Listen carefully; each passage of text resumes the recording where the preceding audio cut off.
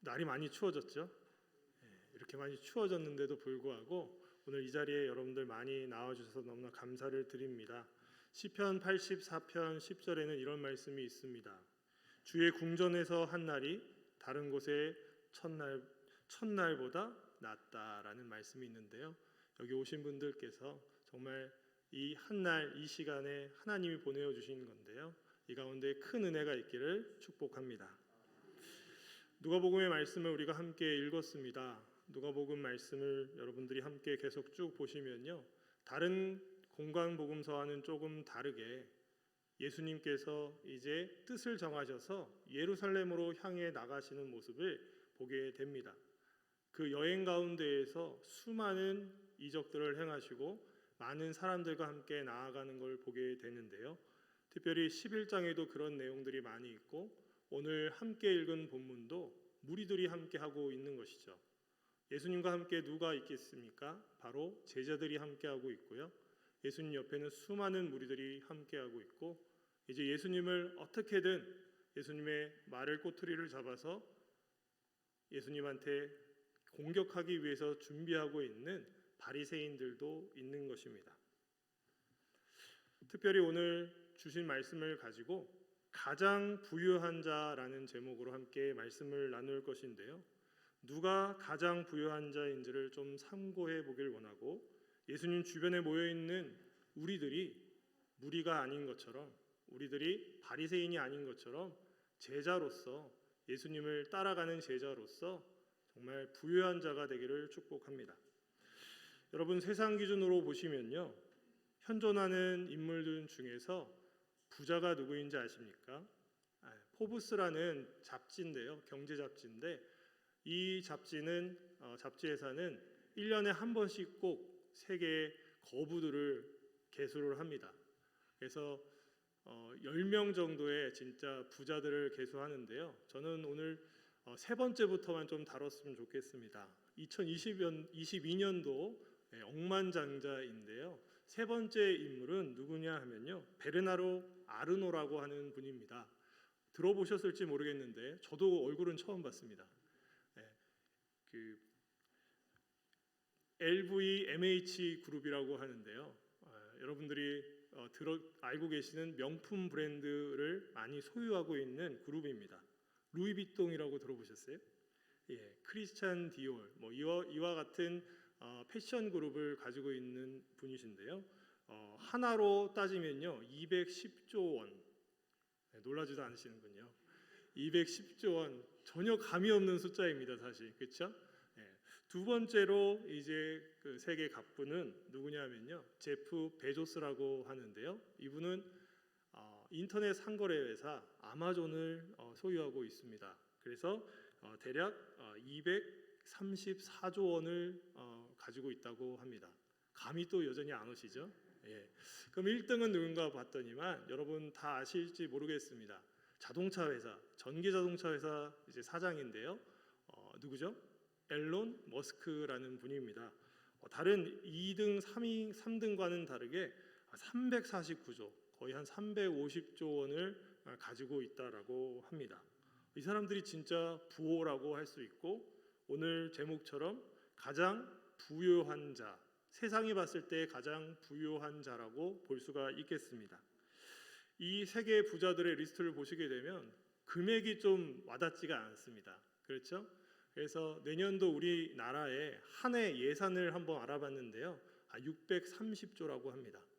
그러니까 지금 1등을 차지하고 있는 앨런 머스크가 한 320조니까요. 한 해 우리나라 예산의 절반을 가지고 있는 거죠. 우리나라는 5천만 명 국민을 먹여 살리는 일, 그 예산의 절반이나 가지고 있는 사람이라고 보시면 조금 더 가까이 갈 수 있지 않나 싶습니다. 여러분 이런 세상인데요.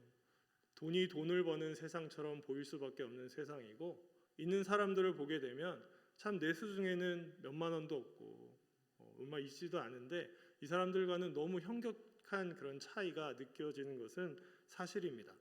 그래서 이 사람들을 보게 되면 정말 나의 위치는 왜 이렇게 한없이 낮고 부족한가 이런 것들도 느끼게 되면서 이 사람들을 좀 닮아봤으면 좋겠다는 욕구가 있을지 모르겠지만 저 같은 경우는 오히려 더 다운이 되더라고요.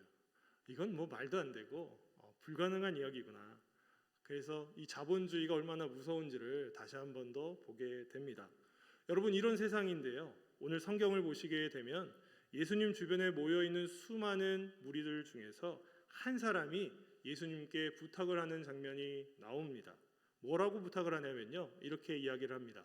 선생님, 내 형을 명하여 유산을 나와 나누게 하소서. 이게 무슨 말인가요?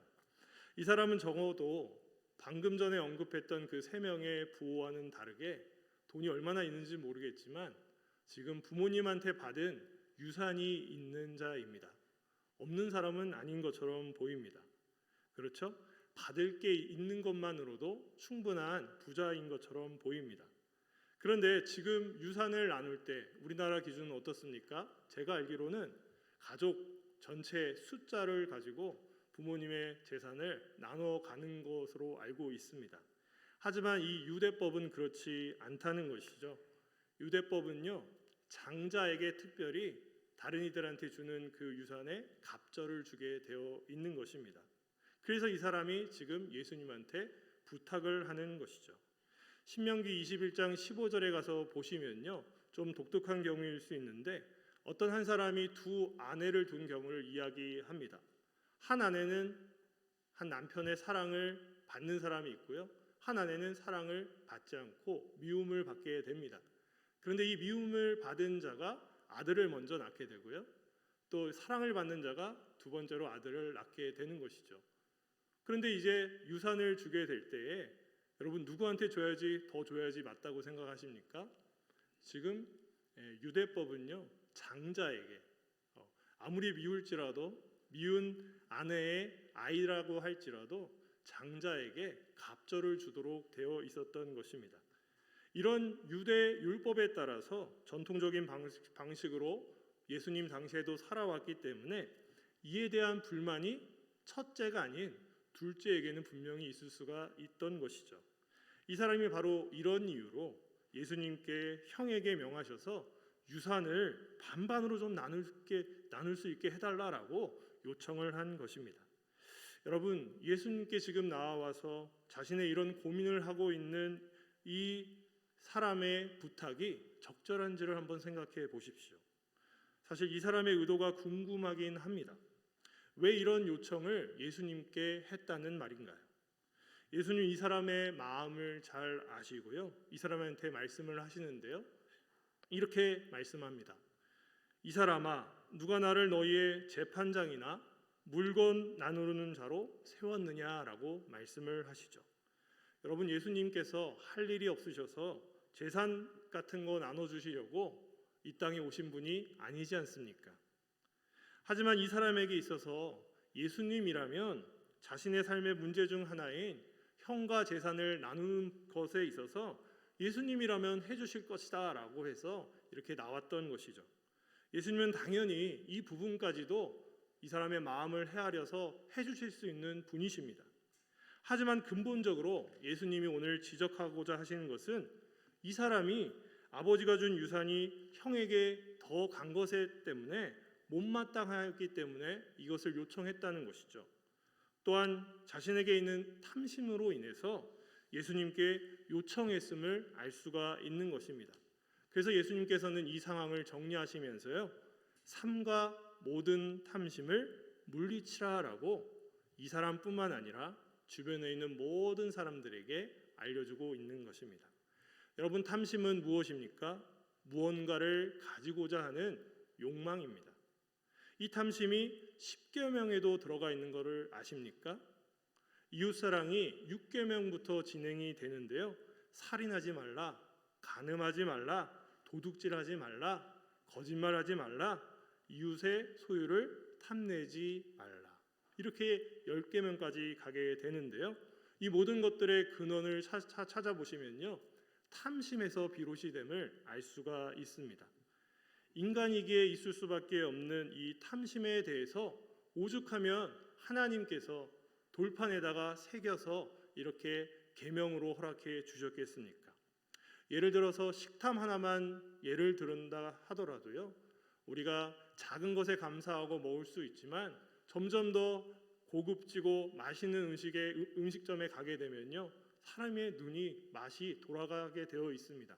점점 더 맛집을 원하고 더 좋은 데를 가려고 하는 그런 습성이 우리 사람들에게 있는 것이죠. 돈과 관련돼서도 마찬가지인 것입니다. 이처럼 탐심은요, 하나님을 보지 못하게 합니다. 하나님과 재물 이 둘 사이에서 선택해 보라고 이야기하시지 않습니까? 택일을 해야 한다라고까지 하고 있는 것이죠. 모르긴 몰라도요, 이 사람에게 사람들이 보지 못하는 예수님만이 보이시는 탐심이 보였던 것입니다. 그런데 이런 탐심은요, 그래서 하나님을 보지 못하게 하는 것입니다. 그런데 이런 고민, 부자가 되고 싶고 만난 것을 먹고 싶고 또 좋은 것을 소유하고 싶은 욕망이 우리 믿음의 사람들에게도 있다는 것이죠. 그렇지 않습니까? 이런 탐심이 있다는 것을 부정하는 분이 있다면 한번 나와 보십시오. 이 땅에서 부유해지고 또 남부럽지 않게 살아가고자 하는 그런 욕망이 우리 모두에게는 다 있습니다. 이게 또 하나님이 주실 수 있는 게 당연한 것 아닐까요? 아브라함도 생각해 보면 아브라함에게도 하나님이 사랑해 주셔서 재물의 복을 주셨습니다. 욥도 마찬가지 아니겠습니까?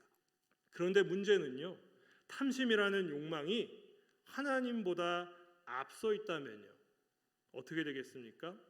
바로 우리의 생각을 지배하게 되고요, 소유와 욕망을 하나님보다 더 앞서가게 된다면요, 그것은 자신 스스로를 악의 구렁텅이로 내몰아 버리는 일이 되는 것입니다.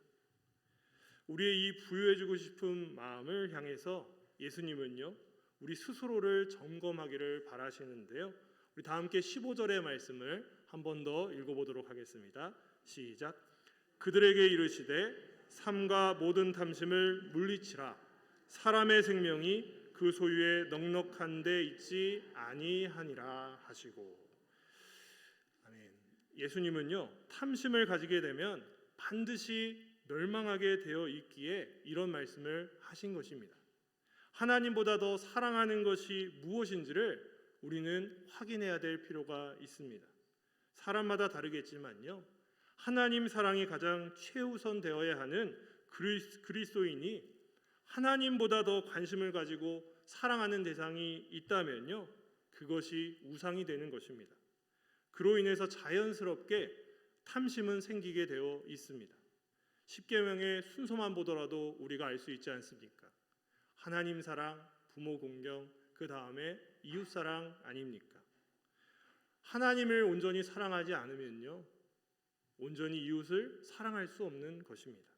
또 예수님은요, 사람의 생명이 누구에게 있는지를 강조하고 계시는데요. 여러분, 우리의 생명은 소중한 것 아닙니까? 생명의 살고 죽는 여부가 물질에, 그렇다고 부유함에 있지 않다는 것도 우리는 너무나도 잘 알고 있습니다. 우리의 머리가 얼마나 총명한가요? 하나님이 허락해 주신 지식 아닙니까? 그럼에도 물질에 부요해 눈이 어두워지는 경우를 우린 주변을 통해서 많이 보게 됩니다. 세상 사람들은 그렇게 산다고 할지라도 우리 믿음의 사람들이 온전히 나에게 주어진 물질이 다 하나님의 은혜로 말미암았음을 인정하기만 한다면요, 지구상에 보이고 있는 가난과 기근은 없을 것입니다. 가난과 기근은 절대로 발생할 수 없을 것입니다. 그런데 왜 수많은 이들이 지금도 먹을 게 없어서 죽어가고 가난의 어려움으로 힘든 생활을 하고 있는 것입니까? 그리스도인조차도 물질의 노예가 되어 있기 때문입니다. 이 땅에서 더 가지려고 하고 또 나눌 줄 모르게 되어 있는 것 아닙니까? 우리의 생명이 소유에 있지 않음을 알매도 불구하고 마치 영원토록 이 땅에서 살 것처럼 물질을 모으고 그 모은 것으로 이웃을 사랑해야 함에도 불구하고 내 자신과 가족만을 사랑하고 있는 우리의 안일한 모습들이 이것을 이렇게 만들고 있는 것 아닙니까? 그러다 보니까 부의 분배란 일어나지 않고 가난한 사람은 더더욱 가난해지고요, 부자는 계속 부자가 되는 것 아닐까요? 특별히 예수님께서는 제자들과 무리들 앞에서 비유를 들어서 설명을 하십니다. 비유라고 하면요, 이해하기 쉽게 하기 위해서 예를 들어 설명한 것이라고 생각하면 되겠는데요. 한 부자의 이야기를 지금 예수님은 말씀을 하십니다. 이 부자의 밭이 얼마나 큰지는 모르겠지만 그 해에 소출이 풍성했다라고 말씀을 합니다. 벌써 10월이 되었는데요. 이제 추수할 때가 되지 않았습니까? 그런데 그의 마음의 생각을 하게 되는데요. 곡식 쌓아둘 곳이 없으니까 그것에 대한 고민을 하더라는 것입니다. 여러분, 사람은요, 생각을 할 수 있기 때문에 다른 동물들과는 다릅니다. 그렇죠? 그런데 이 생각을 잘해야지만 후회가 없습니다. 올해 농사 실적이 너무 좋았다고 해서 일을 어찌해야 될까 하는 고민 당연히 해야 되는 것이 맞습니다. 그런데 시장에 내다 팔아 돈으로 바꾸면 될까라는 생각도 해볼 수 있고요. 그런데 당시 시대는 그런 것들이 어려웠기 때문에 생각할 수 있는 수준이라곤 곡간이 작기 때문에 곡식을 둘 곳이 없으니까 곡간은 헐고 곡간을 크게 지어서 이것을 다음 해까지 쓰겠다, 그런 생각을 해보는 것이죠. 이 생각은 결코 틀린 생각은 아닙니다. 합리적인 생각일 수 있는 것입니다. 지극히도 자연스러운 생각이죠. 아니, 내 땅에서 풍성한 결실을 맺었기 때문에 이 모든 결실은 다 나의 것이라고도 할 수 있는 것입니다. 그래서 곡간이 작기 때문에 이것을 더 키우겠다는 생각도 큰 문제는 아닙니다. 하지만 이 작은 생각 하나도 우리가 하나님 말씀 위에서 말씀을 근거로 생각해 봐야 되지 않겠습니까? 15절에 함께 읽었던 말씀에 근거하면요, 사람의 생명이 소유의 넉넉함에 있지 않다라고 오늘 말씀을 알려주고 있습니다. 여러분, 예수님의 말씀에 근거해서 다시금 이 부자의 생각을 들여다보시면요, 자신의 생명이 어디서부터 왔는지를 이 부자는 전혀 생각하지 못하고 있는 것입니다. 심지어 우리가 다 알고 있는 말씀인데요, 야고보서 4장 14절에는 무엇이라고 말씀을 합니까? 내일을 너희가 알지 못하는도다. 너희 생명이 무엇이냐? 너희는 잠깐 보이다가 없어지는 안개니라. 아멘. 여러분, 우리가 이런 자입니다. 그런데 뭘 더 모으려고 하고 뭘 더 얻으려고 그렇게 눈을 부리켜고 살아가고 있습니까?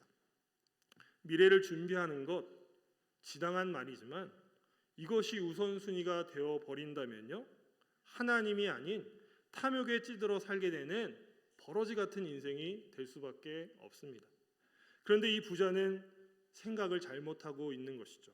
19절에 자신의 영혼에게 말을 하는데요, 영혼아, 여러 해 쓸 물건을 많이 쌓아두었으니 평안히 쉬고 먹고 마시고 즐거워하자 하리라 하되. 이런 생각, 지금 시대 하나님을 알지 못하는 자들이 생각하고 있는 그런 삶을 추구하는 유형 아닙니까? 하지만 적어도 우리 교회 공동체 안에서 믿음 생활을 하며 천국을 소망하는 우리는 이런 생각이 아닌 하나님이 주신 생각으로 가득 차야 할 것입니다. 그러므로 우리는요, 예수님의 말씀에 귀를 기울여야 하는 것이죠. 우리 다 함께 20절과 21절의 말씀을 한 번 더 읽도록 하겠습니다. 시작. 하나님은 이르시되 어리석은 자여, 오늘 밤에 내 영혼을 도로 찾으리니 그러면 내 준비한 것이 누구의 것이 되겠느냐 하셨으니 자기를 위하여 재물을 쌓아두고 하나님께 대하여 부유하지 못한 자가 이와 같으니라. 아멘. 예수님이 뭐라고 말씀을 하시는가요? 우리의 목숨, 우리의 생명, 우리 영혼의 주인이 내가 아닌 하나님이라는 것입니다. 부자가 곡간을 새로 만들고 곡식을 채워 놓는다고 해서 파란만장한 미래를 준비한다고 한들 하나님께서 그 사람의 생명을 바로 오늘 거두어 가신다면요, 그것이 무슨 의미가 있느냐라는 말이죠. 자신의 영혼이 하나님 앞으로 가게 되면 그 준비된 소유는 누구의 것이 되냐 하는 것입니다. 여러분, 자식에게 다른 것을 또 줄 마음이 있게 됩니다. 자식을 길러보니까 자식에게 뭔가를 남겨주고 싶은 마음이 드는 것이 사람이더라고요. 그런데요, 우리가 전도서를 보시게 되면 전도자가 이에 대해서 일침을 놓는 장면도 나옵니다. 재물과 부요와 존귀를 하나님께서 주셨지만 그것을 누리지 못하도록 하나님이 밤에 영혼을 데려가신다면 그것을 다른 사람이 누리게 된다라고 말씀을 합니다. 아들이 아닐 수도 있는 것입니다. 결국 이것도 그래서 헛되다라고까지 전도자는 이야기를 하죠. 사랑하는 여러분, 이 땅에서 미래를 준비한다고 우리 자녀들에게 좋은 것을 물려주겠노라고 생각을 하는지는 모르지만 그 사람이 우매자일지 그 사람이 지혜자일지 누가 알겠습니까? 따라서 부유함에 대한 정의를 우리가 한 번 더 생각해 볼 필요가 있습니다. 여러분, 부유함이라는 것은 다른 것이 아닙니다. 눈에 보이는 물질이 풍요로운 자가 이 땅에서는 부유하다라는 평을 듣겠지만, 하지만 여러분, 더 위를 보면 더 잘 사는 사람들이 계속 있습니다. 그래서 부자는 만족하지 못하고 그 포브스지에 1위에 등극하려고 계속 발버름 치는 것 같고, 1위에 있는 그 사람은 그 1위를 놓치지 않으려고 뭔가를 더 열심히 살아가고 있는 것처럼 보이는 것이 세상이기 때문입니다. 여러분, 그렇다고 해서 부자라고 해서 그 사람의 영혼이 안전하다는 보장은 할 수가 없는 것입니다. 고린도후서 6장에 가서 보시게 되면요, 사도 바울이 직분받은 자로서 비방받지 않으려고 거리끼지 않게 하려고 어떠한 삶을 살았는지를 고백하는 장면이 나오는데요, 이렇습니다. 인내, 환난, 궁핍과 고난, 매맞음, 갇힘과 난동과 수고로움, 잠도 자지 못하고 먹지도 못한 상태로 계속해서 바울은 주어진 사명을 감당했다라고 말을 합니다. 여러분, 여기 들어가 있는 단어 중에서 오늘날 이것을 겪고 고통을 당하면서 복음을 전하는 분이 몇 분이나 계십니까? 21세기를 살아가는 시대를 사는 우리에게 있어서 이런 바울 사도가 복음을 전하면서 겪고 있는 그런 일들은 거의 일어나지가 않습니다. 왜 그럴까요? 오늘날 우리가 살아가는 삶이 너무도 풍요롭기 때문입니다. 바울 사도는 그런 가운데에서도 깨끗함을 유지하려고 했고 지식과 오래 참음과 자비함으로 나아가고자 노력했습니다. 성령의 감화와 거짓 없는 사랑과 진리의 말씀과 하나님의 능력으로 의의 무기를 가지고 정말 하나님 앞에 있다라고 고백을 했던 것입니다. 이 중에서 우리에게 있는 것은 무엇인가요? 우리 마지막으로 고린도 후서인데요, 6장 8절부터 10절까지 말씀 같이 한번 읽어보도록 하겠습니다. 화면을 보시면 읽고 같이 읽겠습니다. 시작. 영광과 욕됨으로 그러했으며 악한 이름과 아름다운 이름으로 그러했느니라. 우리는 속이는 자 같으나 참되고 무명한 자 같으나 유명한 자요, 죽은 자 같으나 보라 우리가 살아있고 징계를 받는 자 같으나 죽임을 당하지 아니하고, 근심하는 자 같으나 항상 기뻐하고, 가난한 자 같으나 많은 사람을 부유하게 하고, 아무것도 없는 자 같으나 모든 것을 가진 자. 아멘. 여러분, 이 모습이 세상에서 가장 부유한 자의 모습이 아니겠습니까? 속이는 자 같지만 참되다라고 말하고 있고요, 무명한 자 같지만 유명한 자가 되어 있다고 말합니다. 여러분, 죽은 자 같지만 살아있다라고 말하고 있습니다. 징계받는 자 같지만 죽임을 당하지 않았다라고 말하고 있습니다. 근심한 자 같지만 항상 기뻐한다라고까지 말하고 있다는 것이죠. 여러분, 다 잃은 것 같지만, 아무것도 없는 자 같지만 모든 것을 가진 자로다라고 고백하고 있는 바울 사도입니다. 바울은 예수님이 아닙니다. 우리와 같은 성정을 동일하게 가지고 태어난 사람 아닙니까? 여러분, 누가 가장 부유한 자인가요? 여전히 세상적으로 봤을 때는 많은 것을 가진 자가 부유하다라고 말할지 모르겠습니다. 하지만 성경이 지금 우리에게 제시하고 있고 말씀이 우리에게 이야기하고 있는 바는 무엇입니까?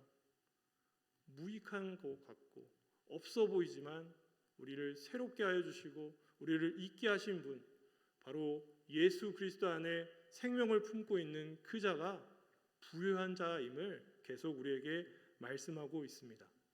한 사람의 진짜 삶은요, 소유의 풍부함에 있지 않습니다. 탐욕은 위험한 것인데요, 탐욕은 사람을 그의 원래 목적된 삶에서 엉뚱한 곳으로 이끌고 있습니다. 진짜 중요한 것이 무엇인지 생각하게 하지 못하게 합니다. 하나님께로 부여해야 하는데 그것을 하지 못하게 만든다는 것입니다. 바울이 고백한 것처럼요, 우리는 하나님께 대하여 부유하게 사는 자가 세상과 천국을 모두 얻은 자임을 고백하는 여러분 되기를 바랍니다. 우리 믿음의 사람들이요, 바로 그런 자인데요, 만약에 그것을 발견하지 못한다면 세상 사람들과 다를 바가 없지 않겠습니까? 부디 바라기는 오늘 예수님께로 나온 한 사람처럼, 또 예수님이 비유로 얘기했던 어느 한 부자처럼 어리석은 생각을 넘어서서 하나님께로만 부유하고 참되고 유명한 자로 살아서 하나님께만 기뻐하며 살아가기를 나아가는, 많은 이들을 부유하게 하는, 모든 것을 가진 자답게 살아가는 우리 믿음의 백성들 되시기를 구주 예수님의 이름으로 축원합니다.